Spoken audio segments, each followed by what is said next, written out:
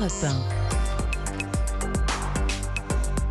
1. Votre invité, Sonia Mabrouk, est professeure de français, co-auteur de Ces petits renoncements qui tuent aux éditions Plomb. Bienvenue sur Europe 1 et bonjour Laurent Valogne. Bonjour. Merci de nous accorder cet entretien en exclusivité. Précisons que votre voix a été modifiée, que le nom sous lequel vous intervenez est un pseudonyme. Vous êtes à l'origine du livre Ces petits renoncements qui tuent aux éditions Plomb, livre dans lequel vous témoignez de votre quotidien auprès de la journaliste Karine Azopardi, le quotidien d'un professeur de lettres passionné par son métier, par sa mission depuis 30 ans, mais qui voit l'entrisme islamiste gangréner l'école.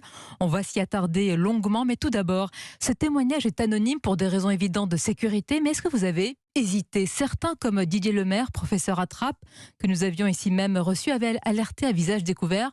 Qu'est-ce qui vous a définitivement convaincu qu'il ne fallait pas révéler votre identité?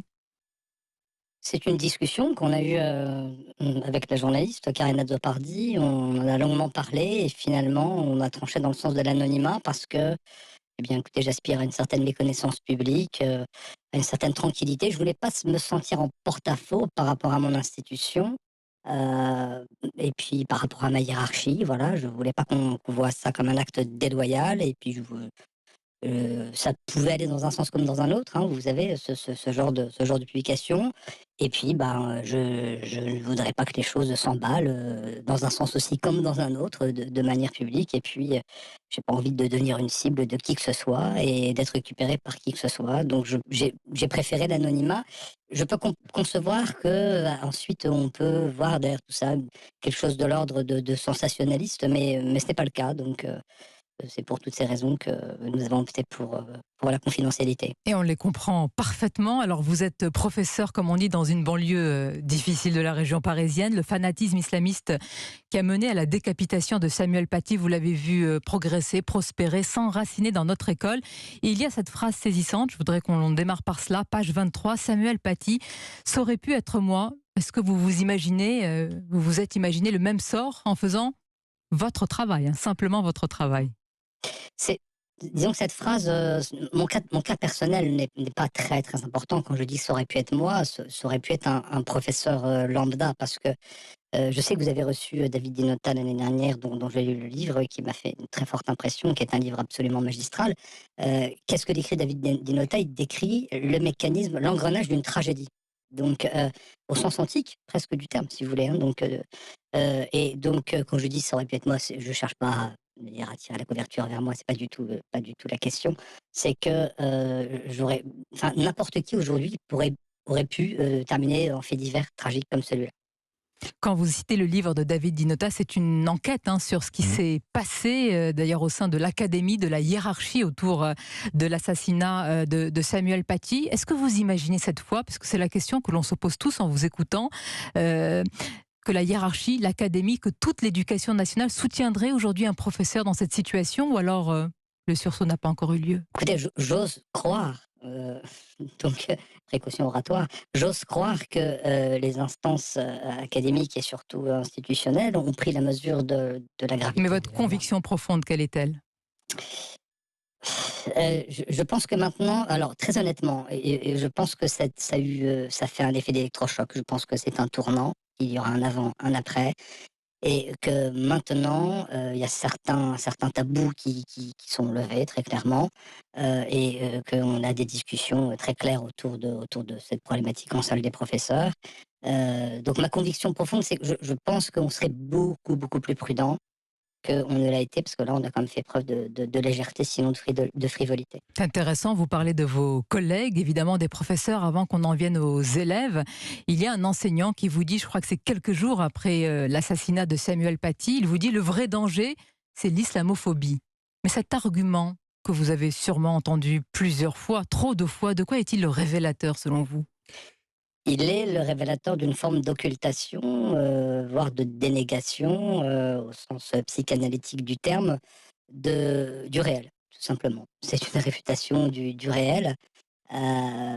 Donc voilà, l'idéologie se pense plus forte que le réel, à mon sens. Voilà. Ils sont nombreux, ces professeurs? Non, non, attention, c'est très très marginal. De même que je ne voudrais pas qu'on croie que je suis en train de parler d'une 5e colonne islamiste qui sont en train de noyer l'éducation nationale. C'est pas ce qu'on dit, hein. Donc ce qu'on dit simplement, c'est que ce livre, c'est au quotidien, on constate comme ça un certain nombre d'anecdotes qui sont révélatrices d'un certain état d'esprit, d'une certaine ambiance. Parlons-en parce que justement la journaliste Karine Azopardi, avec votre récit à travers votre quotidien, les décrit avec beaucoup de précision. Quelques jours après, là encore une fois, la décapitation de Samuel Paty, vous dissertez, Laurent Lavande, sur l'art de la caricature dans votre classe. Vous tentez d'expliquer finalement un héritage, une tradition française. Et puis, il y a un silence et cette remarque d'un élève: Samuel Paty ne méritait pas la mort.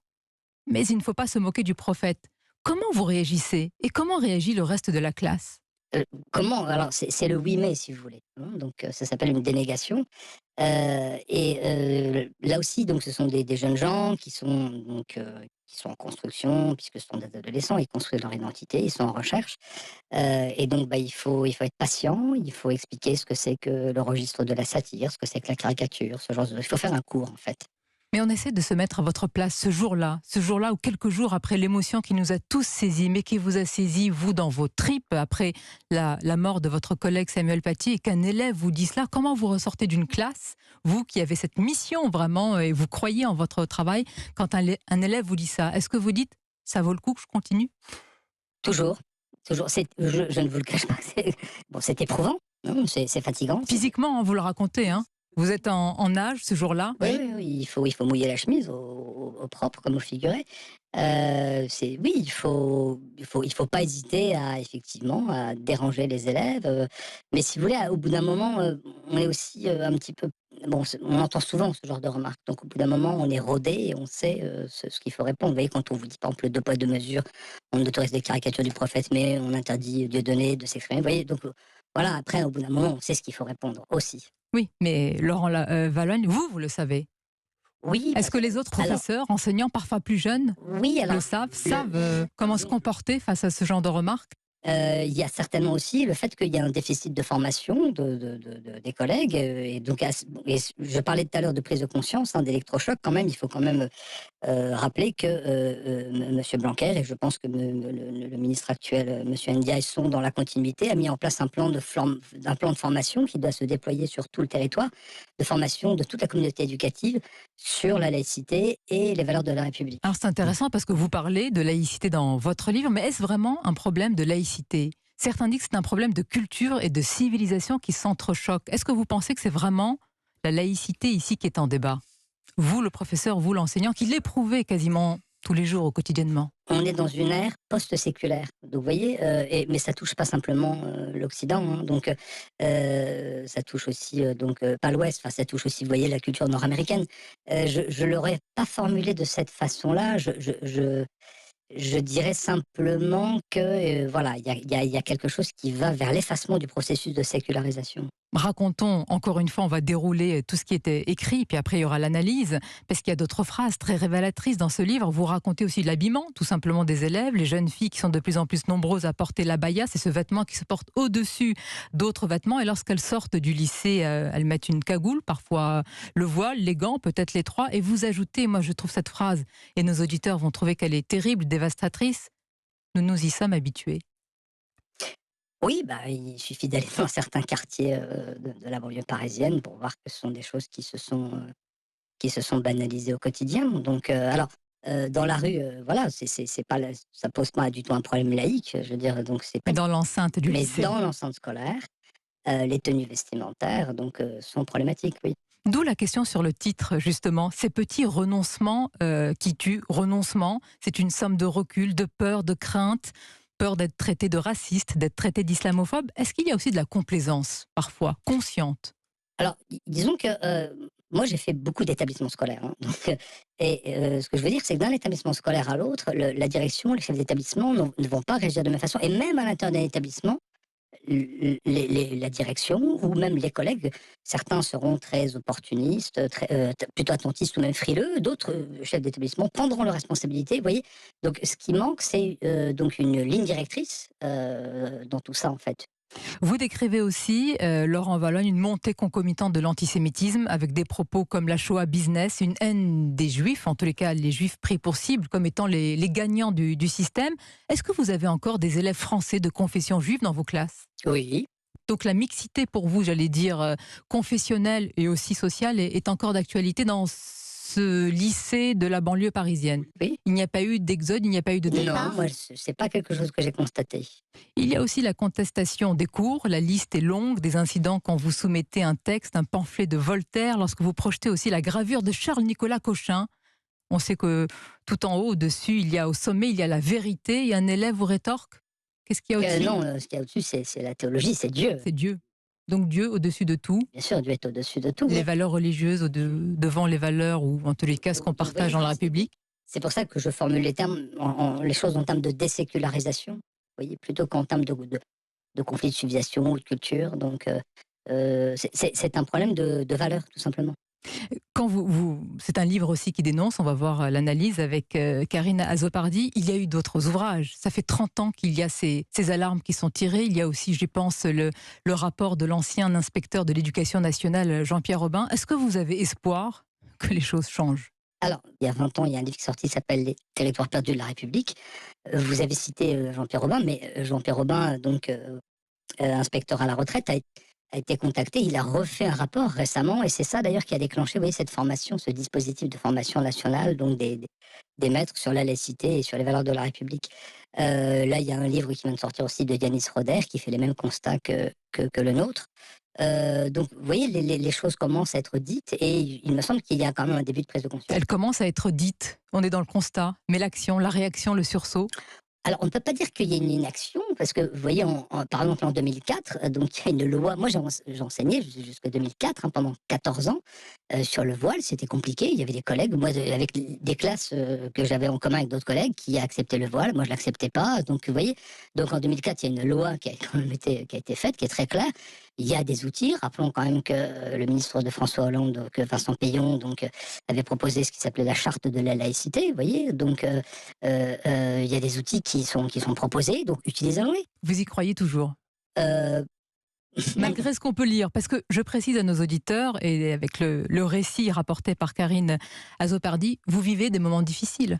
Vous êtes chez vous, après le terrible choc de Samuel Paty, vous connaissez des moments extrêmement Oui, noirs. parce qu'il y a eu un effet de sidération.